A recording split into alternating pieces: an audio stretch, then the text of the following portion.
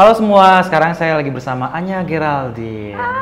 Apa kabar Anya? Baik, alhamdulillah aku senang banget bisa diundang ke sini. Terima kasih Anya sudah berada di sini. Anya itu salah satu impian para cowok-cowok loh. Sebenarnya jadi di grup WhatsApp saya itu banyak sekali cowok-cowok yang muncul muka Anya. Oh iya? Mana boleh lihat? Nanti aku kirimin ya personal ya. Oke, Anya sekarang lagi sibuk apa? Aku sekarang sih, aku kemarin baru aja selesai syuting film gitu. Terus habis itu akhir-akhir ini juga lagi ada ngerjain semacam kayak acara talk show sendiri juga untuk di YouTube aku yang tanya itu. Terus untuk nextnya aku senang banget karena ada project bisnis gitu. Oh, berarti kamu sekarang baru mau start bisnis nih? Girl, iya sebenarnya sih kemarin-kemarin itu udah sempet ada beberapa kayak bisnis gitu. Tapi aku ngerasa kayaknya ini aku akan lebih menaruh banyak effort, terus kayaknya juga peluangnya lebih besar juga. Aku kayak optimis banget sama bisnis aku yang baru ini dibandingin sama bisnis aku yang kemarin-kemarin ini. Oh, I see. Kayak Berarti gitu. nanti dengan banyaknya followers kamu bakal ngasih tahu ke audiens produk kamu ya? Oke. Tapi aku pengen tahu dulu nih soal kehidupan kamu sebelum kita masuk ke sana ya.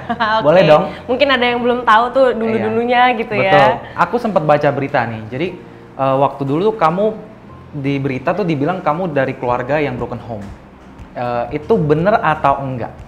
Definisi broken home itu apa ya? Ya mungkin definisi broken home itu misalnya keluarga yang sudah pecah gitu ya, atau misalnya yang tidak bahagia, namanya broken home ya. Ya bisa jadi kayak gitu karena aku waktu kecil itu mama sama papaku tuh cerai pas aku umur 5 tahun. Habis itu aku tinggal sama mamaku, terus papaku menikah lagi. Udah habis itu aku sampai gede segala macem, sampai aku pas udah lagi kuliah akhirnya bisa nyari uang sendiri, terus aku tinggal sendiri sampai sekarang kayak gitu. Oke, sekarang kamu masih tinggal sama salah satu dari mereka atau? Aku udah sekarang tinggal sendiri, terus papa aku udah tinggal sama keluarganya, terus kalau mama aku itu tinggal sama adik aku. Nah tapi sekarang aku menanggung jawabi ibu dan adik aku gitu. Oh, I see. Kamu berapa bersaudara emang? Satu. Oke. Gitu. Ya, jadi aku punya adik satu cowok. Oke.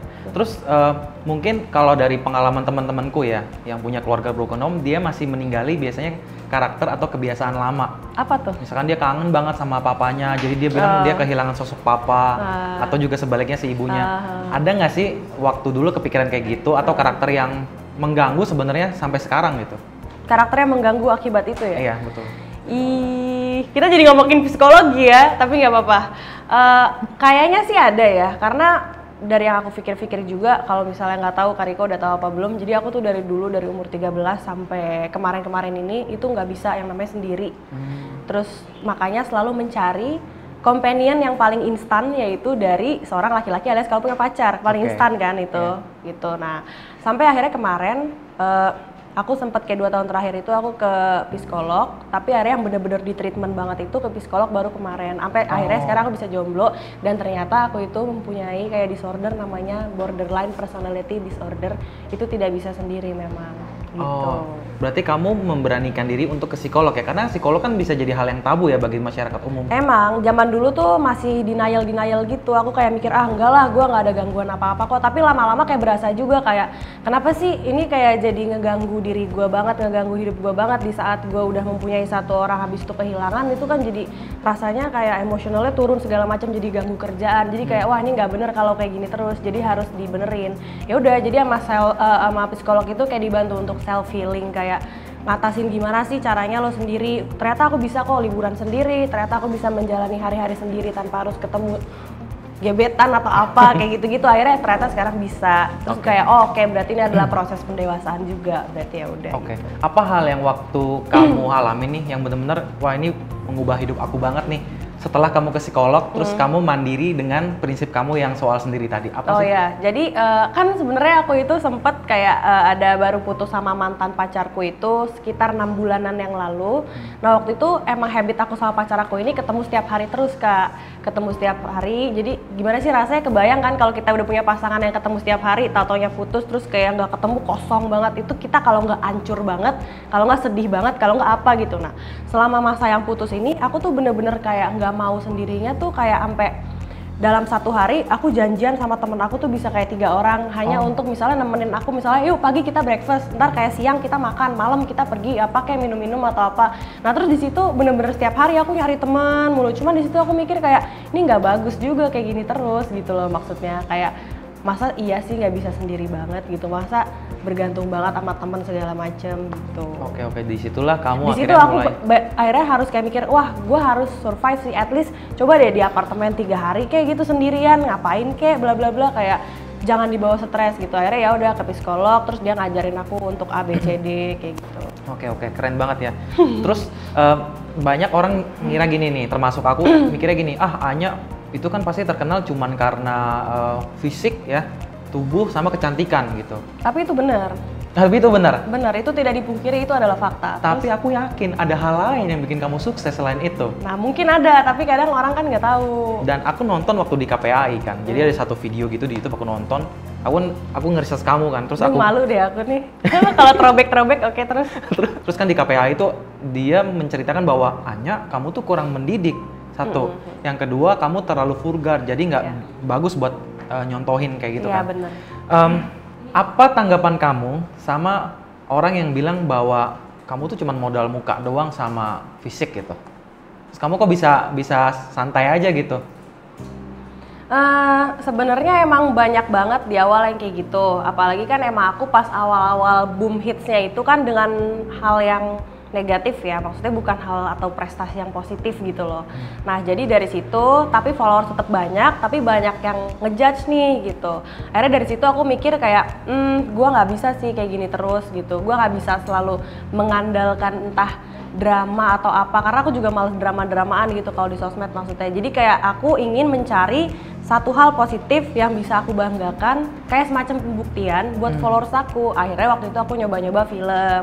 Akhirnya ya udah sekarang aku rutin suka main film atau apa web series kayak gitu-gitu. Jadi kalau misalnya nanti ada yang ngatain, bisa ada yang ngebelain kayak, oh enggak kok dia ada bakatnya ini misalnya gitu. Nah terus habis itu ya udah aku pengen misalnya habis itu lanjut lagi bisnis, karena kan Egel kan juga bukan bisnis pertama, kemarin kan juga sempat ada. Udah sempet ya. Nah itu step 2, tapi step ketiga kali ini aku selain ingin berbisnis, aku ingin membantu orang-orang yang ingin mencari penghasilan juga gitu. Jadi aku sekarang ingin mencoba untuk menjadi orang yang lebih bermanfaat lagi lah gitu loh. Ibaratnya pengen ngebuktiin aja dan pengen ngebantu aja kayak gitu. Itu yang kayaknya jarang orang lihat dari sisi kamu deh. Jadi mungkin kamu kayak aku baru amazed banget dengar cerita kamu tadi.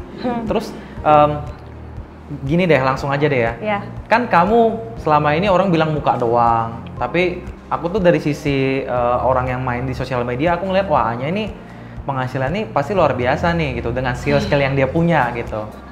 Skill apa tuh ya? Kamu public speakingnya jago, kamu punya attitude yang bagus juga. Alhamdulillah, ya terus Allah. Kamu juga sopan gitu, nggak sombong. Biasa kan di sosmed kayak singa, terus aslinya tuh kayak kucing gitu, kayak sombong apa gitu. Kamu enggak gitu. Langsung aja pertanyaannya. Iya, langsung aja. Penghasilan kamu berapa sih? Kira-kira? Berapa ya? Kira-kira aja. Per apa nih? Mungkin bayangannya mobil aja deh ya. Mobil, kamu per bulannya tuh menghasilkan berapa mobil gitu? Atau per cendol boleh di breakdown lebih jauh. Cendol, wah. Mobil. Kira-kira mobil. Apakah mobil Avanza atau Ferrari atau mungkin Rolls Royce ya? Atau apa gitu? Per bulan ya? Aku kadang nggak tentu sih per bulannya. Tapi kalau misalnya sebulan mau beli mobil mungkin bisa. Sebulan buat beli mobil bisa ya, berarti udah triple digit ya teman-teman semua ya. Iya nggak? Hah? Iya nggak? Mobil-mobilan, maksudnya beli Hot Wheels gitu sebulan sekali bisa. Tapi paling banyak dari mana? Revenue-nya dari endorse kah? Atau dari kamu main film? Atau apa gitu? Kalau aku sih sekarang yang banyaknya itu mungkin dari campaign-campaign sama brand gitu ya. Kayak kalau misalnya endorse yang sama online shop itu aku udah nggak ada yang jalan sama sekali. Udah nggak ada sama sekali? Udah nggak ada. Jadi aku sekarang kerja samanya sama brand-brand aja, brand-brand besar, e-commerce kayak apa gitu-gitu. Dan itu biasanya kalau misalkan emang udah kerja juga udah ada pajaknya sendiri. Jadi aku udah nggak usah ribetin. Kalau dulu kan online shop tuh ada dilema kayak ini gimana ngurus pajaknya, pendapatannya gitu-gitu kan. Tapi aku berhenti online shop bukan karena itu. Aku berhenti sama online shop emang karena biar Instagram aku udah isinya brand aja semua gitu. Biar lebih bagus juga, lebih berkualitas juga ya audiensnya berarti ya? Betul setuju. Biar gak pusing ngatain iklan ntar followers gue. Tapi kamu juga udah bayar pajak kan? Udah. Tuh, udah bayar pajak, kurang cantik luar dalam apa lagi seorang Anya Geraldine. Nya, boleh tahu nggak? Kamu kan public figure nih, terus kamu punya banyak fans di mana-mana. Apa enaknya jadi public figure dan apa nggak enaknya? Nggak enaknya. Kayaknya kalau aku bilang ada nggak enaknya itu sangat-sangat egois deh. Soalnya lebih banyak enaknya. Kalau menurut aku, justru aku bersyukur banget bisa jadi kayak gini. Jadi kalau misalnya bikin bisnis gampang, ada apa banyak yang merhatiin gitu. Keganggu nggak sama followers yang tiba-tiba datang ke kamu, terus kalau ke mall udah nggak bisa dan lain-lain? Sebenarnya sih kalau aku masih bisa ke mall. Oh, oke. Masih bisa, tergantung ke mall mana dulu. Tapi kalau di Jakarta sekarang aku beraninya ke mall cuman ke Plaza Senayan, Pacific Place, Plaza Indonesia. Soalnya nggak harus juga ya? Nggak rame gitu loh, karena kan sekarang juga lagi Covid kan. Terus jadi kalau ada yang minta foto juga aku kadang nggak enak nolaknya, tapi mau nggak mau harus ditolak karena kan lagi Covid. Kalau foto kan deket kayak gitu. Nggak enaknya sih paling banyak yang bertanya-tanya sama urusan cinta ya. Jadi kalau misalnya aku lagi berteman sama siapa, ntar disangkanya pacaran sama itu. Ntar taunya aku ngepost foto sama siapa, ntar di-tag-taginnya cowok yang siapa. Gitu, ngerti gak sih? Kayak gosip-gosip. Iya, rese gitu. Apalagi aku sekarang kan lagi sendiri, lagi jomblo atau lagi nggak nge-publish siapapun nih. Jadi orang tuh lagi nyari banget tuh. Dan mereka kadang tahu aja aku lagi deket sama cowok siapa yang padahal tuh bukan public figure, bukan siapa, cuman misalnya kayak udah orang pengusaha biasa, tapi kayak bisa tahu aja gitu, nggak tahu dari mana itu. Wah, serem banget iya. Tapi boleh tahu nggak kira-kira tipe cowok kamu tuh kayak gimana? Sebelum kita masuk ke project kamu nih, aku penasaran. Aku sebenarnya kalau sekarang sih lagi malas sama yang artis-artis ya. Ada penghasilan tertentu, umur, atau sikap, ada nggak ciri-cirinya? Ya, yang sukses-sukses kayak Koko gitulah. Waduh, yang sukses kayak aku. Oh, banyak kok teman-temanku, nanti aku bisa kenalin. Koko Riko setia? Aku setia. Nah, yang setia tuh kayak Koko setia. juga. Oke, berarti yang dengar-dengar katanya juga mau nikah kan. Mau nikah, nah, berarti tuh yang otaknya tuh udah gitu, udah kayak ya udah gue udah mentingin hidup gue ke depan sama nyari duit dah gitu. Yang kayak gitu. Ganteng? Aja. Nomor kesekian lah. Relatif lah ya. Oke, ya udah. Terus aku pengen nanya soal project terbaru kamu. Katanya kamu ada project baru mau ngeluarin satu bisnis di bidang kecantikan kan? Iya, jadi namanya E-Girl. Ini aku bikin bareng sama teman-teman aku. Nah, kebetulan teman-teman aku ini yang bikin bareng aku merasa mereka ini udah pro di bidangnya. Jadi kita bergabung. Oh, kita ajak mereka aja kali ya? Boleh. Boleh. Yuk. Ayo. Ya, ini dia Ernest. Halo Ernest. Hai Ernest. Halo Riko. Nah, jadi lu gimana ceritanya? Lu ada ini partner aku. Ini partner kamu ya? Oke, partner bisnis kan? Bisnis. Oke, karena Ernestnya udah nikah. Iya. Oke. Terus ceritain dong, bisnisnya tuh kayak gimana? Terus apa yang lu jalankan, produknya apa gitu? Bisnisnya kayak gimana? Jadi kalau ditanya bisnisnya kosmetik. Namanya E-Girl, dari Anyanya sendiri, EG. Hanya Geraldine. Nyambung. Terus gitu. Nah, kalau tanya kenapa kepikiran, jadi gue sama Anya tuh udah kenalnya cukup lama ya. Coba dong ceritain kita kenal dari mana? Dari SD mungkin. Ya? Oh enggak, jadi waktu itu Ernest pada tahu Miss Jackson kan? Tahu dong. Jadi Ernest itu waktu itu punya usaha bar yang hits banget nih di Jakarta Selatan. Gue udah pernah datang. Terus gue tuh sering banget main ke tempatnya dia. Tiap hari lah. Hampir tiap hari gue main ke Miss Jackson terus. Tapi lu nggak kenal Ernest? Belum. Akhirnya kenal. Sama partner-partner yang lain udah. Gara-gara sering main. Gara-gara sering main ke sana, jadi temenan. Akhirnya jadi bisnis bareng. Ngobrol-ngobrol, terus punya ketertarikan kayak Anya mau mencoba suatu bisnis nih, bisnis apa ya gitu. Akhirnya lu datang buat kerjasama. Produknya kosmetik. Untuk perempuan. Coba boleh dilihatin nggak produknya? Mau pakai? Dikit aja. Ini kamu pakai deh. Dikit aja. Jadi lebih ganteng nggak gua? Oh enggak, tapi dia bibirnya udah merah. Ya nggak apa-apa kalau jadi lebih ganteng. Nanti di shop aja. Nes, lo pakai mendingan dikit, Nes. Dikit aja. Kayaknya Riko lebih cocok deh. Ya udah sih. Masa gue pakai ini kayaknya. Lo pakein, nah ntar Riko pakein Ernest. Nah jadi kayak gini ya. Ini dia ada 4 shade. Itu yang Fame. Oh itu yang Fame. Ini Sassy. Bedanya apa? Beda warna aja? Iya beda warna. Ini drama. Yang favoritnya yang mana ini? Gue Fame biasanya. Fame atau Sassy. Oh itu favoritnya. Kayaknya dipakai di lu aja deh kalau gitu. Gue mau dipakai pakai berdua cepet. Iya lu pakai. Oh kalau dipakai. Udah mau nikah nanti istrinya marah, jangan. Gue pakein aja ya. Dikit aja. Cobain dong. Pengusaha emang nggak boleh pakai lip tint. Gue belum pernah pakai. Itu bisa diurus. Udah jangan banyak. Gue aja pakai setotol gini loh, Res, caranya tuh. Ini edukasi ya. Wah, lu segila lu. Dicap. Terus digini-gini. Lu juga pakai gila? Oke, gue pakai. Coba lihat di handphone. Tapi emang Koko Riko tuh bibirnya udah merah, jadi nggak kelihatan pakai juga. Lu sih cocok sini gue pakein. Nah, coba lihat-lihat. Mau pakai kopi gue nggak? Tapi natural kan? Jadi kalau dipakai dikit tuh natural, kalau di strap gitu emang jadi gitu. Gini. Oke. Gue pertama kali juga sih cobain produk gue sendiri. Oke, kenapa kosmetik? Kenapa nggak yang lain gitu? Misalkan produk-produk cewek yang lain kayak gitu. Kenapa milih kosmetik? Jadi kan pas awal ngobrol sama Anya sukanya apa sih? Kan kalau mau bikin bisnis masih sesuai passionnya dong, biar Anya juga enjoy jalaninnya. Pas ngobrol nanya Anya suka make up nggak? Suka tapi yang natural. Lah aku bego, aku nggak bisa make up. Nah, nggak bisa make up. Biasanya pakai lip tint aja nih yang kita pakai ini. Oh, ini namanya lip tint. Iya, akhirnya dari situ yaudah ya kalau gitu kita pakai produk yang memang Anya suka aja, Anya buat. Gitu. Akhirnya kita coba riset, jadilah produk ini. Tapi dengan nama Anya, awareness-nya kan pasti dapat nih secara produk. Terus kalau orang mau join jadi reseller nih atau jadi agen, lu buka nggak atau lu memang bukanya lebih ke sendiri aja gitu, ke direct aja sendiri? Jadi untuk si Eagle sendiri ini memang kita B2B, jadi nggak B2C. Wih, asik dong. Asik dong, kan belajar dari Rigo. Siap. Terus bibirnya pada merah. Lu juga ngeliat lu nggak ya? Tapi ngomongin serius, ngomongin bisnis, tapi bibirnya pada merah. Ya udah nggak apa-apa, sekali-sekali lah ya episode sama aku. Oke guys, maafkan. Terus itu Anya yang minta. Oke, apa? Terus apa ya? Jadi kita itu memang B2B, jadi langsung kita nggak jual ke end user, tapi kita cari reseller. Kalau kita namanya partner Eagle, itu kayak reseller kita. Oke. Tapi produknya izinnya segala macam udah ada, udah beres ya? Udah BPOM, sudah ada ya. Jadi beda juga Kariko antara partner sama reseller. Oh, beda. Kenapa kita bilangnya partner Eagle? Karena kalau reseller itu biasanya kan orang beli lepas terus udah. Ini kita bilang partner Eagle karena nanti kalau orang udah bergabung menjadi partnernya, kita tuh ada kayak edukasinya segala macem, cara ngejualnya nanti gimana, kita ntar ada Zoom meeting. Terus habis itu kita juga ngasih materi-materi HD kita buat jadi materi promonya mereka juga. Oke, berarti bener-bener dibina banget dong, nggak ditinggalin. Insya Allah ya. Oke, oleh Ernest dan tim ya. Gue kalau Ernest mah gue udah rekomendasi banget deh. Terus gimana kalau mau orang daftar jadi agen tuh seperti apa aturannya? Aturannya siapapun selama WNI kayaknya boleh. Sama WNI boleh ya? WNI boleh.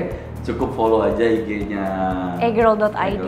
Oke, atau mungkin di deskripsi lu mau masukin? Ya, boleh nanti @egirl.id. Oke, nanti gue masukin di deskripsi, kalian bisa langsung daftar di situ ya. Bisa langsung daftar di situ, follow ada ininya semuanya.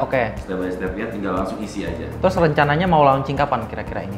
Rencananya bulan depan, awal bulan April berarti ya? Betul. Oke. Dan buka untuk ke semuanya? Untuk semua calon partner itu. Oke, sip. Ini mungkin jadi pertanyaan terakhir nih untuk menutup sesi kali ini.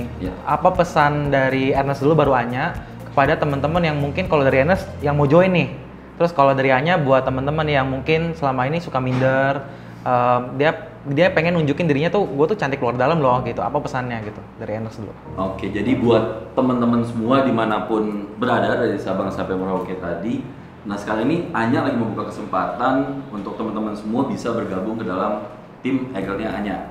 Nah dimana teman-teman tinggal daftar aja. Nah ini momen yang pas banget buat teman-teman semua yang mungkin sekarang di situasi pandemik ini kan. Iya itu juga salah satu inspirasi. Iya, situasi pandemik ini mungkin jadi agak susah. Ya agak lagi cari pekerjaan sulit, mungkin yang baru lulus lagi cari pekerjaan ataupun yang sedang bekerja tapi ada layoff. Itu kan lagi kondisinya sangat sulit kan. Nah di sini Anya datang hadir tuh mau membantu semuanya buat teman-teman bisa bergabung ke dalam tim kita.